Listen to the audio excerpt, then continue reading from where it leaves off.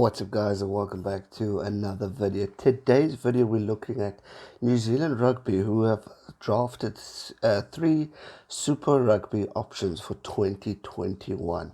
Now obviously the news is that New Zealand are looking at a Trans-Tasman type tournament, but so are Australia, and there's been a lot of arguing going on of whether the two nations are in agreement or not. Rugby Australia released a statement on Friday stating that they expressed their resentment over the idea, and it was reported that Australia are working on a Plan B competition without New Zealand, an 8-team competition featuring all 5 Australian professional teams, as well as teams from Fiji, Argentina, and Japan's Sunwolves. Now this goes into the talk that New Zealand obviously had future plans for 2021 for Super Rugby, but the idea moving forward was to obviously not have South Africa included in this, as all the talk of going north, etc., etc. But Rugby Australia are happy to agree and join the tournament, but they want all 5 of their teams participating in this tournament as well, looking at a 10 team type tournament, which technically means there won't be then space for the Pacific Island teams going forward. So it's going to be interesting how they go about it. But Australia want their 5 teams. However, now coming into the news on Sunday is that they've drafted 3 different options in order to try and accommodate Rugby Australia as well as the other Pacific Island nation. There's no talk, though, of any Argentina or Japanese squad joining. It's going to be a combined Pacific Islands team. Now, for those who are unaware of the latest news, Tonga have not been or aren't getting support from World Rugby anymore going forward. A lot of questions as to why not. They've obviously going through financial crisis, but according to reports that I've briefly seen, is that World Rugby aren't offering to support. Makes you wonder, who did they vote for the World Rugby chairman? There's a lot of questions about World Rugby that are coming out, and I want to wait and just get it all together before I give my thoughts on that one. But World Rugby aren't looking like they're in a good place at the moment, almost like FIFA, and we can't afford to have that happen to our sport. Anyway, back to the topic of these 3 draft proposals. So according to One News, New Zealand Rugby's 2 10-team competition proposals are set to consist of 5 New Zealand Rugby teams, 2 to 4 Australian sides, and 1 Pacific Island representative. So there was also talk of the Hawaii-based team joining, which is owned by Jerome Kaino and Joe Rokothoko, but that doesn't look like that's coming into play with this one right now. So for now, we see the options which they have said. But whether they agree or not, whether it happens, we will have to wait and see going forward in this tournament. But this is options. Option 1, 8 teams. Play all teams home and away.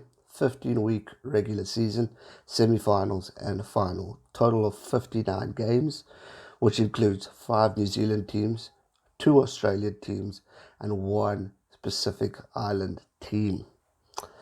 Option 2, we have 10 teams. We play 4 teams twice, 5 teams once. 14-week regular season, semi-finals and final. Total games 68, and then we got 5 New Zealand teams, 4 Australian teams, and 1 Pacific Island team. Option number 3, 10 teams. Play 5 teams twice, 4 teams once. 15-week regular season, semi-finals and finals. A total of 73 games. 5 New Zealand teams, 4 Australian teams, and also 1 Pacific Island teams. Hence why I said either it's going to be 2 or it's going to be 4 Australian teams, but we're overall looking at 1 Pacific Island team. But obviously Australia want 5 Australian teams. But what they decide to do and who they decide to vote for, only that we will find out obviously as the weeks go on going forward.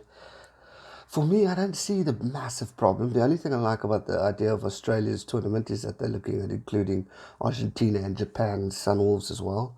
But somehow with World Rugby and the things that are going on, I somehow feel they've already got something sorted for Japan and Fiji going forward. So if we look at the Pacific Island teams, it could be Samoa and Tonga to assist them, if Tonga can even afford to pull out a team, judging from the situation that they're currently in. But I somehow feel, I like that idea that Fiji and Sunwolves are getting included, but I somehow feel that World Rugby's got plans for them going forward as well. But we'll have to wait and see what the final result is going to be going into this tournament. Australia, for me, they would do well with New Zealand. The tournament on its own, I don't know how successful it's going to be. Will people watch it? You know, if we look at Super Rugby AU, it's not been off the charts. I mean, we've seen great rugby. I mean, Rebels beating the Waratahs was quite a good one. Brumbies showing what they can do, which is normal. But it's not been like Super Rugby in New Zealand, where it's been off the chart. It's been intense. It's been back and forth. We've seen surprises. We've seen excitement. It's really been a phenomenal tournament. As for me, as a South African, I've thoroughly enjoyed watching Super Rugby over in New Zealand. So for me, if you're wanting a product that is going to work, you've got to join the product that's currently succeeding and doing well, which is New Zealand. So if I were Rugby Australia, I would just, bite my tongue and go with the 4 teams and join in with that one Pacific Island team. You got 10 teams. That sounds awesome. I don't think I get the frustration having 2 teams with the 2 Australian teams. Technically, what have the other teams done in order to get the authority right to have 5 teams? 4 teams prove themselves every now and then in Australia. The 5th one, we've seen Western Force have moments, but they've not been out the park. So how do they get the right to say, we need to get in? I'm all for it. I want to see Western Force develop, and how else are we going to develop rugby than giving opportunities? So I do get Australia's thing, but if they're offering you 4 teams, I'd take it. Combine the Rebels with the Force, bring in a whole new team that could excite the fans, that could bring a community together, just to spice things up again. But I don't see too much of a problem. You've got 5 New Zealand teams, 4 Australian teams, and 1 Pacific Island team. Maybe Australia's wanting the Pacific Island team going, and you have 5 Australian teams, which could be great. It could be exciting, but it's going to be another tournament that's going to be dominated by New Zealand, unless Rugby Australia catch a wake up. But until then, we'll have to wait and see what actually happens. But for me, I'm all for Pacific Island team. We need to focus on them. We need to develop them. They need to be included in this tournament. So I will support either option 2 or 3. Probably option 2, just less games. You don't want to overkill it. But it's going to be an interesting week. Waiting to see what Rugby Australia decide to do.